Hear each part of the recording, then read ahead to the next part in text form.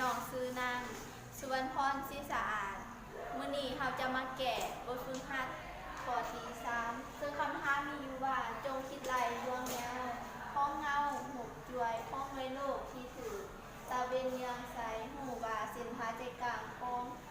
ตาเวนเกือบเท่า100เก่าเถื่อพ้องเส้นผาใจกลางในโลกซึ่งในโลกและดวงตาเวนนั้นห่างจากกัน15 คูณ 10 กำลัง 4 กิโลเมตรนับจากเมตรใจกลางของหัวจากเนื้อไข่บนเหล็กนี้เขาให้มาเขาจะแตกหมดเลยนะนี่เลยอันนี้แมนดวงตาเวนแหละนี่เป็นแมนโลกเมื่อดวงตาเวนส่องไปกระทบใส่ในโลกจะเกิดมีเงาซึ่งเงาตัวนี้จะเป็นหุบด้วย และค่าที่เขาให้มาแมน A ขีดซึ่งแมนจุดใจกลางและนี่เป็นเงาของมันจะเท่า100เก่าเพื่อของ B แล้วก็ B ขีดและระยะห่างระหว่างดวงตาเวนไปทางในโลกจะเท่ากับ15 คูณ 10 กำลัง 4 กิโลเมตรสิ่งที่เขาต้องการหูในขณะนี้แมนจุดจาก B 5 O นั่นก็คือเงาของในโลกนั่นเองซึ่งเราจะมานำใส่หลักเกณฑ์ตาเลดเขา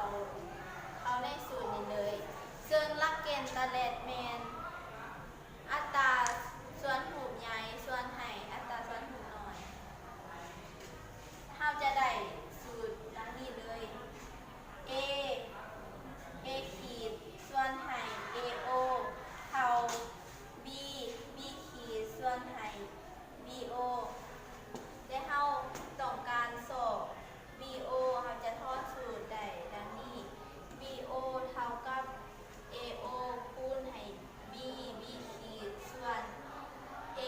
ขีดซึ่งในนี้อัน A ขีดของเราเท่ากับ100เก่าเทื่อของ B ขีดและจุด O AO นี่แมนเท่ากับ AB บวกให้ BO ซึ่งคำว่าแทนค่าไซส์จะได้ดังนี้เลยและเราสังเกตเห็นว่าทั้งเทิงแมนมี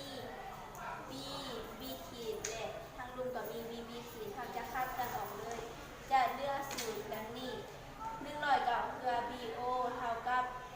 AB บวกให้ BO และเราจะย้าย BO ข้ามฝากมาจะเหลือ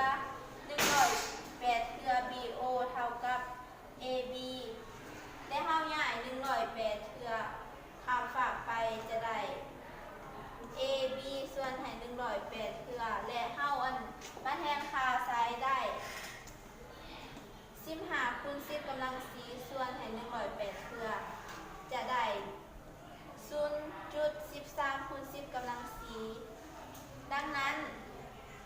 คำตอบสุดท้ายนั่นเท่าขอโทษเด้อ1,300 กิโลเมตรค่ะ